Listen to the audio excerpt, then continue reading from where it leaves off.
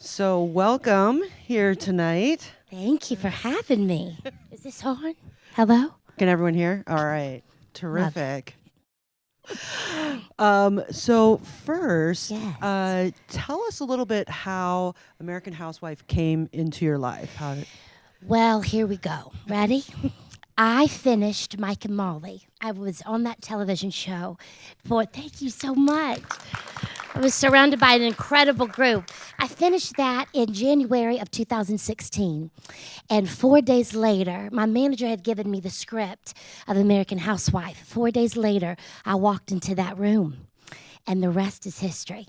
So that's literally how it began. But I was given the pilot, and I read the first page, and instantly, I'm a person of gut and person of instinct. And the moment it talked to me, I acted on it. And I called him, and I said, I love it.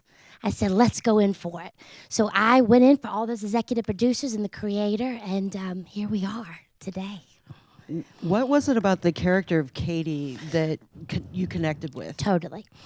I was looking for a role. My background is theater. I grew up, doing theater, and I love it so much. I graduated from Carnegie Mellon, and many people don't know this, but I'm classically trained. I'm in Brecht and Moliere and Shakespeare, Tennessee Williams. So I was looking for something that was opposite of Victoria, which she was a pothead drunk, and she's real fun, but just, a floozy. I was looking for something real different that I had not done in a while. So here it is. Katy Otto. We've gone from Victoria to Katy Otto with 3 children, and who doesn't care about makeup, who doesn't really do the hair situation, and is covered from head to toe in clothes, which is lovely. And so that's what I literally embraced, and I just connected to her. I don't know how it was. I just connected to her. She was a firecracker, and I got her. I felt like I got her. How close are you in real life? I'm nothing like her. Nothing like her in real life. She's real. She's real. She's lovely. She's a little bit of a monster, but she's wonderful. I'm nothing like her. My background is I'm from the South. I grew up in a family of 9, 6 girls and 1 boy, and I don't know. It's really interesting. I love big hoops, as you can see. I love a good old eyelash. I don't get mad at a green juice. I really don't. If you want to do yoga, please do it. If you need to better yourself, she has many issues with a lot of people, and but that's all right. But one of the main things I think what's so special is, everybody relates to insecurity. Doesn't matter where you come from. Doesn't matter what gender you are. Doesn't matter what background. Everybody knows what that feeling is like. My insecurity is not weight. That's not where I live. That's not where I reside. It's not my self-worth. Katy Otto, for whatever reason, has moved to Westport, Connecticut, and everybody's a size 2. So it's affected her. So I don't know. It's interesting that in that sense, I don't know. That's kind of the opposite of how we're opposite, but yet I love her so much. I've got a real heart for her. So, yes. Can we talk also a little bit about Victoria? We could talk about anything. Talk about it. How close are you then to that character? Victoria.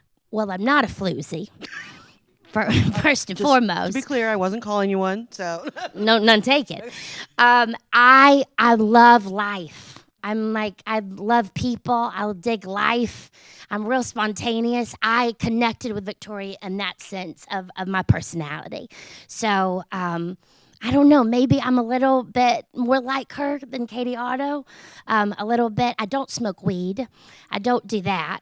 But, so I don't know. Yeah. And so we're all wondering, what was it like working with Melissa? She's heaven. She's absolutely heaven. It was the biggest blessing. I've said this in many different certain interviews, but it's the biggest blessing. I got that role. It was back in 2010, January of 2010, And so we all grew up together. I'm 36 right now. I believe I was 28 when I got it, or 27. And I got to witness the world witness her, which has been one of the best things ever. And so we did the pilot, and then she went off and did Bridesmaids in April. And as we all know, just incredible. And then it all began. You know, she'd been doing it forever, which was incredible, but then she was able to handle it. So, yeah, it was wonderful, a wonderful situation, being able to be with her. The two of you had such great chemistry on the show. It just looked like playtime. Basically. She's my older sister. We had that, we have that friendship and that relationship. And so it was wonderful. It's just truly, truly wonderful to watch her go and live her destiny, which is amazing. I was going to say that entire cast was right, incredible. Was there that Susie Kurtz, that Billy Gardell, so incredible, that Rena Wilson, Nyambi? I mean, it was just amazing. Was there any advice or any tidbits that you took from that, or that you stole from? I think, like in what sense, honey? Like, or things that you learned about the craft, or tips on I think sitcom world is where I live. I love it so much. There's an audience of 200, and they give you an alt. They're gonna, you got to get it right that first time to see if they dig it, to see if the audience likes it. I thrive off of it. I love it. I love it. I love it. I love it. So I think what was interesting was I'm a kind of an animal. I'm kind of a firecracker. I just shoot out of the gate, and I'm a big fan. I got to get it. We're going to get it in the first take. If we don't, we're going to get it in the second take, and then we're done. Other people's process are different than mine, right? That happens in life. So I think what was so special was I have such a respect for everyone's process, So that's kind of what I took away from it. And it has prepared me for such a time as this. It has prepared me for what I'm in the midst of right now. I was just going to say, and now, of course, you're the focus of attention, and you're in basically every scene. Right. How has that been, that transition? That transition has been one of the most fascinating things I've ever done in my life, Mary. I film about 65 hours a week. I've been filming since August, and I shoot to 25 to 30 scenes in 5 days. That's how ABC does it. They only want you to do it in 5 days. They're not going to give you another day more. So, and I think it was like the first year, we went to him, like I think it was October, and I said, so if y'all could, it would be lovely if y'all could just maybe we can add another day, like just do it from Monday to Monday. And they said, that's not what we do. So I said, lovely, I'm gonna figure it out. So I'm figuring it out, Mary. I'm still figuring it out. But it's wild. The schedule is quite insane. It's quite insane. I've been pregnant the entire time I've been filming. So I gave birth to my 9-month-old last May. I'm fixing to give birth to this one. I'm 7 months pregnant. So it's just all for the last 2 years. It's all I've ever known, truly. Right? Wow, that is remarkable. But I'm doing it. Do you know what I'm talking about? Every day I'm literally like, what is it? Got to be real present. And so I stay present, and I got to accomplish. What am I called to do today? We're going to do scene 4, 9, 10, and 11. That's all I got to do today. So, yeah. Is there a difference between season 2 and season 1 in that, do you feel you've found more of your voice, or, do you have more of a say, et cetera? And when you've been blessed to be given the show, it is such a chance. It is just the luck of the draw. It is such a wild, wild situation when you get the pilot, and then the pilot goes for 13, 14 episodes, and then you get the back 13. It's wild. It just keeps going. And then you're blessed to get a season 2. For me, the season 2, everybody settles in. Season 1, you're introducing the characters and all that kind of stuff, and there's a lot of that. But season 2, everybody can just settle in, and so I'm settling in to that Katy Otto. Yeah. Can you talk a little bit about your co-stars on the show? Let's talk about it. Which one you want to talk about? All of them. All right. Where do we want to start? Who? You want to start with Greg? Yeah. Start with Greg. Dietrich Bader, who's real special. I was brought in.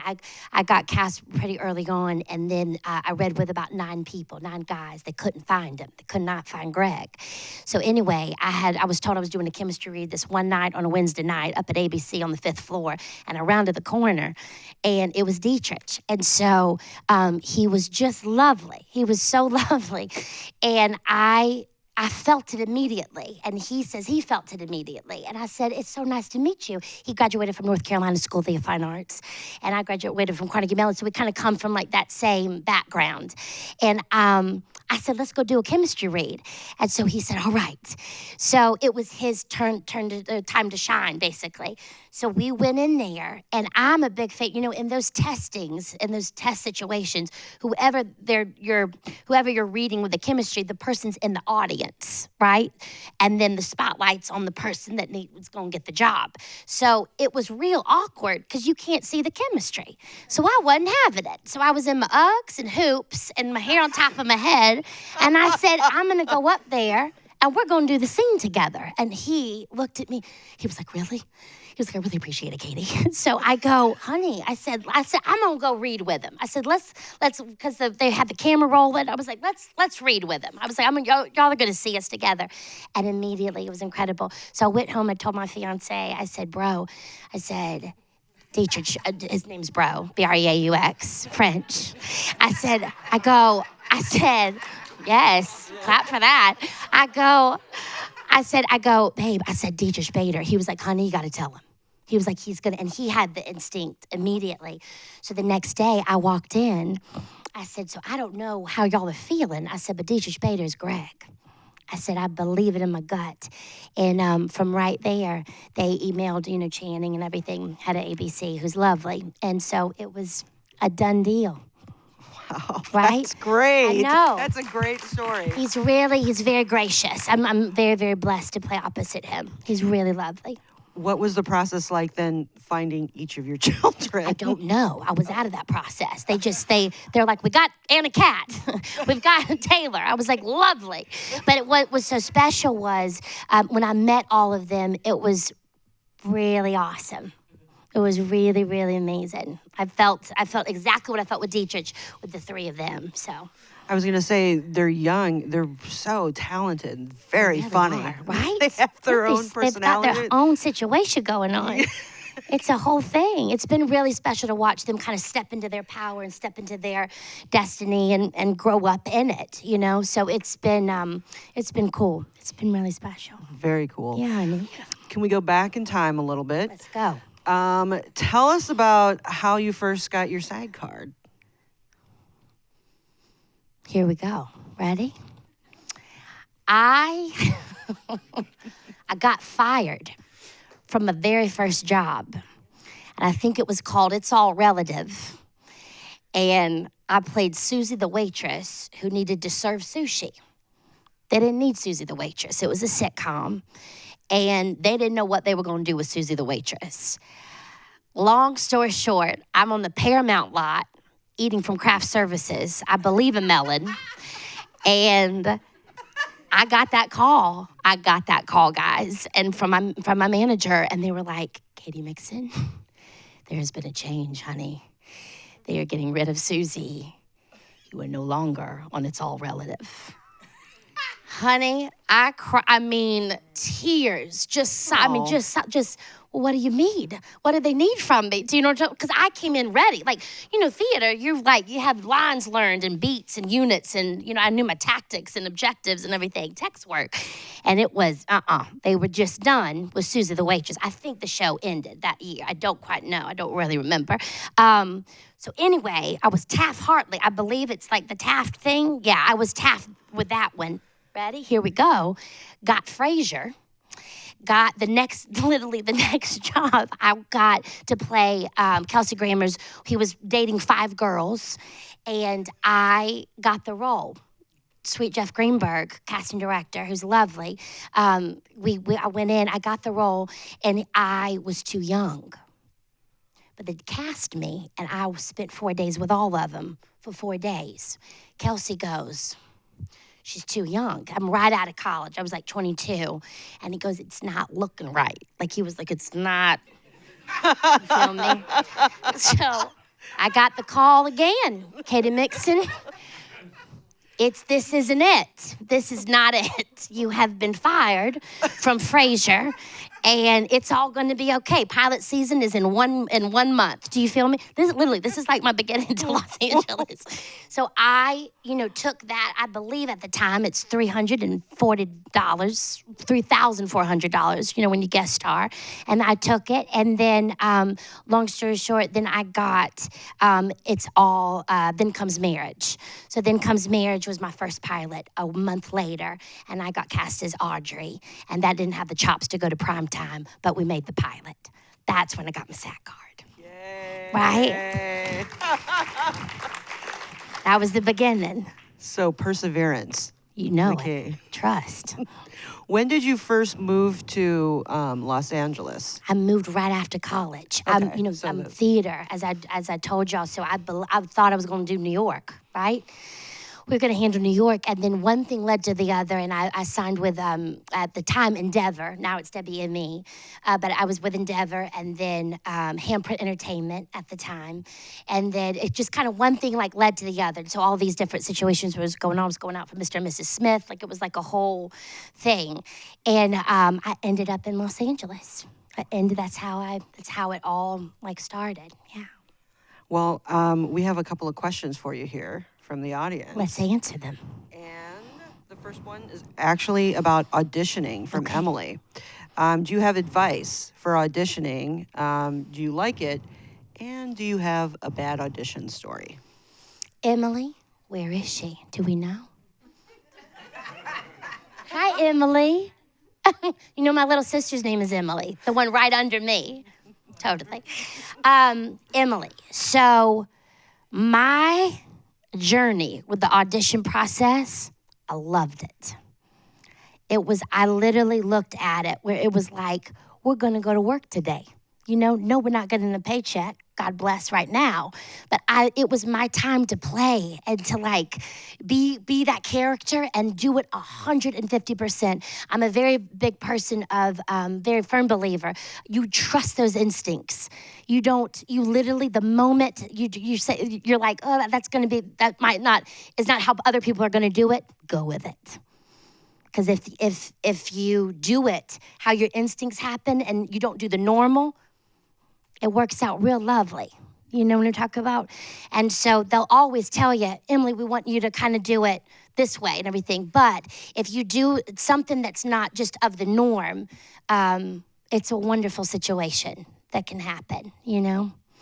Did I answer the question? Also, do you have a bad audition story? Do I have a bad audition story? There's been many. I mean, not bad ones. There's been many auditions, not bad ones. I've been really blessed, Mary. I've been really, really blessed. I've gone in and they wanted a redhead and they ended up thinking they wanted me. And then for whatever reason, then had to go back to the redhead. Do you know what I'm talking about? I don't know. I think I told this story earlier today. I was a heartbreak moment. The movie No Good Country for Old Men, the Coen Brothers movie. So it was between me and Kelly McDonald back in 2005. I believe it was in 2005, and for Carla Jean. And so I was on the short list for about a month and had to wait to find out. I didn't get it. Kelly McDonald got it. So I met the Coen brothers, was with them 3 different times. They were lovely. For whatever reason, it wasn't mine to get. So I pulled up the bootstraps and got back up on the horse. That's what I'm about. But I think a massive, a massive situation for me and what turned everything. It was kind of very pivotal in my journey. I got offered to play. Do y'all remember High Fidelity when that hit Broadway? right? Yeah, absolutely. Don't know if many of y'all know this. I was chosen for Liz. So I got Liz, and I got fired in Boston Trust in previews because Walter Bobby felt that I was too pretty for the role. He cast me in the wrong role. He just wanted me a part of his show. So this is 2006, October 2006, and God bless, the poor thing got done in 7 days on Broadway. Do you feel me? However, I made out like a bandit because they gave me a severance pay. So I took that severance pay, literally. I mean, it was like, this is literally, honey, this is like began everything. And then right after that, so I brokenhearted, and I'm the first to know, if I can't do something, I can't do it. You got to pick the other person. You know what I'm talking about? But I did everything known to man. Literally, I could cry in front of you right now. It brings like tears to my eyes. But what's so special is I walked through the fire. So what is amazing is I took that severance pay. We went back to Los Angeles. Walter Bobby looked at me with tears in his eyes. He goes, "It is my fault. I take full responsibility." We were in the dressing room on that Sunday, and he was like, "You're going to go get your own show." So isn't that wild? So I just had to share it. Emily, doesn't really pertain to audition, but that's literally the turning point. So I came back, attacked it, went out for 5, tested for 5 different pilots. The last one I got was Eastbound and Down on HBO. So that was the beginning, really. Wow, that is great. I That's know. an inspirational story. Crazy, right, isn't it? That's Yeah. amazing. Okay, from Oscar and Lisa Castillo. Talk about it, Oscar and Lisa. You talked a little bit about your schedule, how many hours you work a week. They were wondering on average, like, what is kind of how's that breakdown? What's the rehearsal, shooting? I go in, my wake-up call pretty much is 4:30 a.m. I don't know where Oscar and Lisa are. Hi, guys. I don't know. Basically, I wake up at 4:30 a.m. and I go straight for probably about till 7 p.m. on average. And in the middle of that, I'm doing pre-table reads for the next episode. In the middle of that, I'm doing costume fittings for the in any day. I'm doing a pre-table read so that the writers can hear it, of course. And then I'm doing a table read for ABC for the third episode that's coming up. So not only are we filming, I'm prepping for the next week. I was 4 weeks on, 1 week off. 4 weeks on, 1 week off. That was normally what ABC does. We had a talk with them. This was after the first talk. And I said, I could not be more grateful. I'm having the time of my life. I'm not gonna make it. I'm gonna end up in Betty Ford. So I was like, here we go. And I'm kind of a monster. We can handle a lot of stuff. But they were very kind. And this year, I'm now 2 weeks on, 1 week off, 2 weeks on, 1 week off, 3 weeks on, 1 week off. I know. Clap for it. I couldn't be more grateful. So yeah, that's Good for you. That's great advice. And then also, how is Hans Gruber? Hans Gruber poops a lot. Poops a whole lot. I don't know. I wish I could. I guess I can't tell what's gonna happen. I guess I can't tell. Sorry, but no spoilers. It's all good. Right, no spoilers. Hans Gruber's loving life. Stay tuned.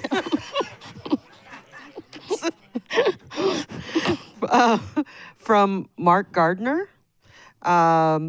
your character is obsessed with how her weight is perceived by her neighbors, community. Mm-hmm. How has the conversation around weight and image changed throughout your career? Well, honey, it just hasn't. I don't know. How has it changed? Well, I've been pregnant for 2 years. Do you know what I'm talking about? I don't know. I've always been, I've always been curvy, but I was 130 pounds, in 2008. I was amazing, handling the shape, eating real healthy. You feel me? Really on a health kick. That went by the wayside about in 2011, 2011, 2012, maybe 2013. I don't know. I have been unbelievably blessed, honey, that I have been able to work whatever size I am. I think I was the biggest. I did Hell or High Water. I played Jenny Ann. Thank you, honey. Thank you so much. Such an incredible project to be a part of it, right? Thank you, honey. I was probably the biggest. I've been. I was in the middle of doing Mike and Molly, the last thing, and I got Jenny Ann.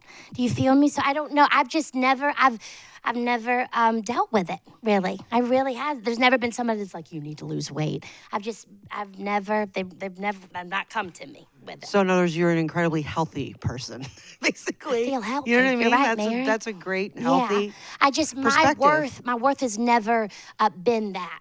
Yeah. Do you know?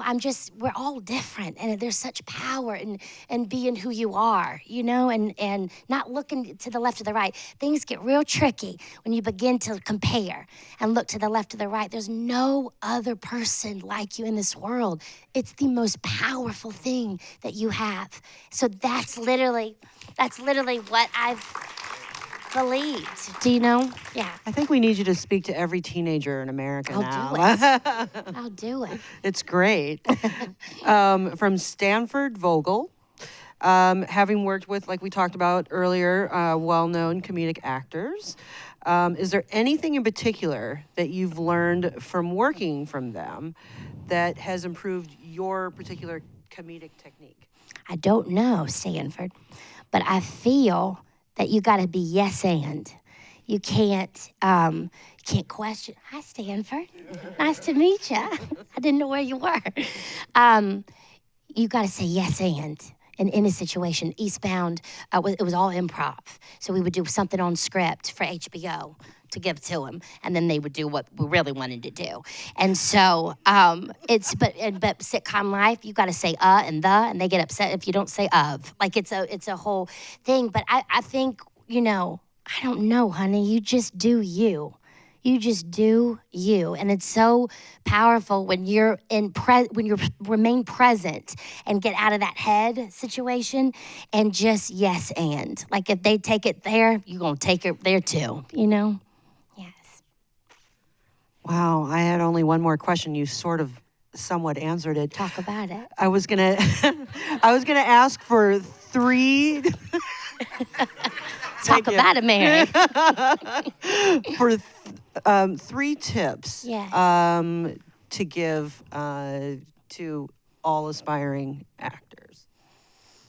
If it is what you wake up thinking about, and if it is what you go to bed thinking about, you are meant to do it. And I'm just such a believer of going for it, 150%, listening to those instincts.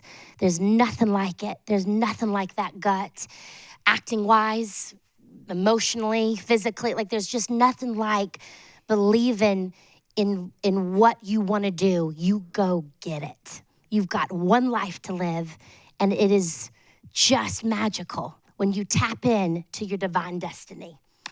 Amazing things happen. Terrific. That is everything. Thank you so much. Oh my God, thank you, everybody. Everything. I'm so blessed. Thank y'all.